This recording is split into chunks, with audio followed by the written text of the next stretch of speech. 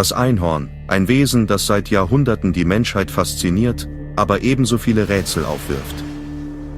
Was, wenn dieses mystische Tier mehr war als eine bloße Erfindung der Fantasie?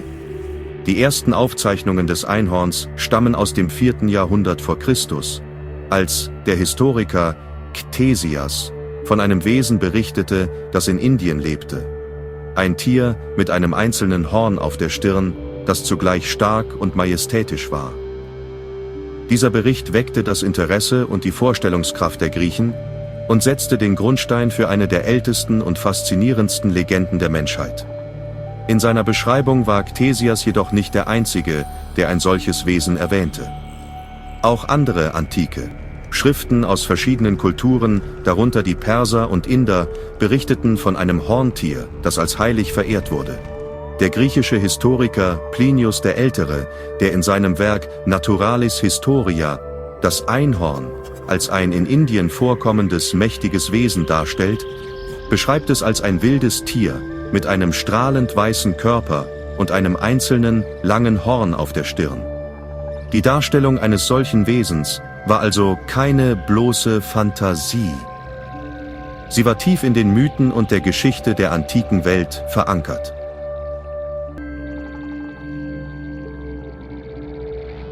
Doch könnte das Einhorn mehr gewesen sein als nur ein Produkt der Mythologie?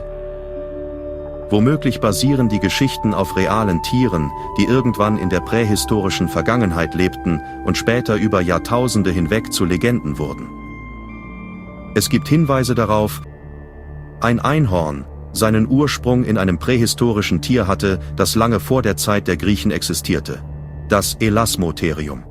Ein riesiges, stierähnliches Tier mit einem beeindruckenden Horn, das vor etwa 29.000 Jahren auf der Erde lebte. Dieses Tier hatte ein massives, zylindrisches Horn auf der Stirn und war weit verbreitet in den weiten Steppen des eurasischen Kontinents. Die Legenden über das Einhorn könnten also aus Begegnungen mit diesen prähistorischen Riesen entstanden sein.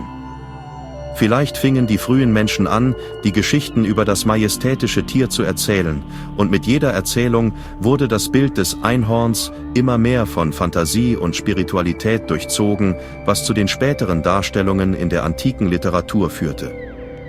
Eine Theorie besagt, dass es sich beim Einhorn um die Übertreibung eines wirklichen Tieres handelte. Das Elasmotherium könnte für die frühen Menschen wie ein übernatürliches Wesen gewirkt haben, besonders in einer Zeit, in der das Verständnis von Tierarten und Naturkräften noch rudimentär war.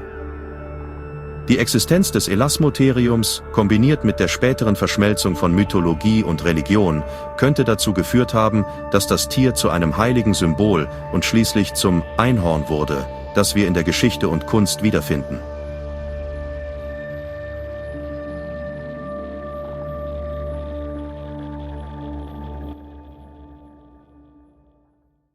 Das Einhorn war nicht nur ein Tier, das in den Legenden der Antike herumspukte. Es war vielmehr ein Symbol für göttliche Macht und Reinheit, das tief in vielen Kulturen verwurzelt war. Es war nicht nur der Körper des Einhorns, der Bewunderung hervorrief, sondern vor allem sein Horn, dem magische Kräfte zugeschrieben wurden. Schon in den antiken Berichten wird das Horn des Einhorns als ein Artefakt von unschätzbarem Wert und übernatürlicher Kraft beschrieben. Es wurde gesagt, dass es nicht nur in der Lage war, Gifte zu neutralisieren, sondern auch die Fähigkeit besaß, Heilung zu bringen und das Böse abzuwenden. Im Mittelalter erlebte das Einhorn eine wahre Blütezeit, als die Menschen begannen, es als Symbol der Reinheit und Unschuld zu verehren. Die christliche Symbolik verband das Einhorn mit der Jungfrau Maria, dem heiligen, reinen Symbol der christlichen Überlieferung. Es hieß, dass nur eine Jungfrau, die so rein wie das Einhorn selbst war, in der Lage war, es zu berühren. Das Horn des Einhorns wurde im Mittelalter zu einem heiligen Relikt. Man glaubte, dass es Krankheiten heilen und das Böse vertreiben konnte. Die Kirche sammelte angeblich Einhornhörner und verkaufte sie an reiche Gläubige, die glaubten, dass die magische Macht des Horns ihnen Wohlstand, Gesundheit und göttlichen Schutz bringen würde.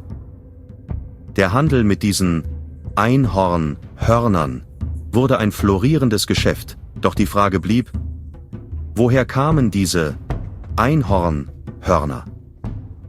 Tatsächlich stellte sich heraus, dass diese Hörner nicht von einem Einhorn stammten, sondern von Narwalen, den Einzelhörnern des Meeres.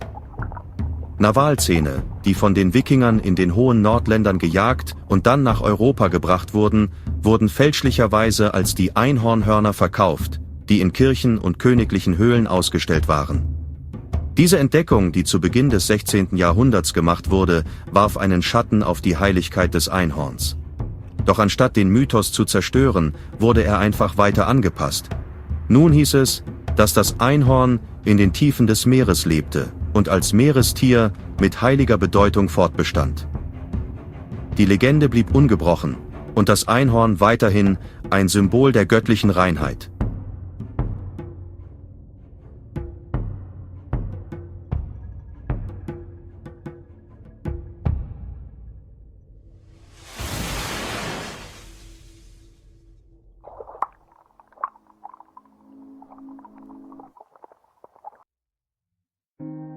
Die Frage bleibt, war das Einhorn je ein reales Tier? Die Entdeckung von Fossilien und prähistorischen Tieren hat den Mythos des Einhorns in ein neues Licht gerückt. Ein besonders faszinierendes Beispiel ist das Elasmotherium, ein riesiges, stierähnliches Tier, das vor etwa 29.000 Jahren lebte. Das Elasmotherium war nicht nur ein gewöhnlicher Riese, sondern trug ein massives, zylindrisches Horn auf seiner Stirn. Dieses Horn war mit einer Länge von bis zu 1 Meter ebenso beeindruckend wie das den Menschen in den Geschichten der Mythologie überliefert wurde. Könnte es also sein, dass die Geschichten über das Einhorn auf eine tatsächliche Begegnung mit einem solchen prähistorischen Wesen zurückzuführen sind? Vielleicht haben die ersten Menschen, die das Elasmotherium entdeckten, dieses riesige Tier mit magischen Eigenschaften ausgestattet. Die Vorstellung, dass ein solches Tier überlebte und von den frühen Menschen als göttlich verehrt wurde, ist nicht unwahrscheinlich. Wie in vielen alten Mythen könnten die frühen Geschichten von Einhörnern mit der Zeit immer weiter ausgeschmückt worden sein. Heute, Jahrtausende später, könnten wir das Elasmotherium als das tatsächliche, verlorene Tier der Zeit ansehen. Ein Wesen, dessen Überreste in unseren modernen Erzählungen weiterleben, als Symbol für die Sehnsucht nach etwas Unerreichbarem, etwas Übernatürlichem, das in der Geschichte verborgen liegt.